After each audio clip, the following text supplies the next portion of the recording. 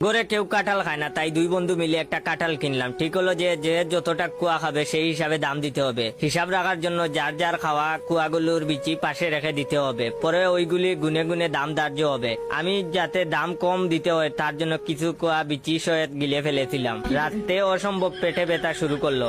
আমাদের বাথরুমটা বাড়ির বাইরে, এদিকে তখন প্রচন্ড বৃষ্টি হচ্ছে, তাই দরজা খুলেই পাশেই বসে পড়লাম। ভাবলাম বৃষ্টিতে সব ধুয়ে যাবে, হর হর করে বিচি সমেত সব বেরিয়ে গেল।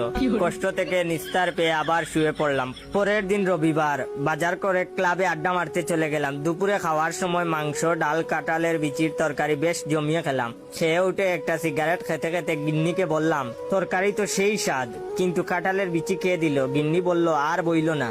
সকালে উঠে দেখি কে যেন কাঁঠাল খেয়ে বিচিগুলো দরজার পাশে রেখে গেছে।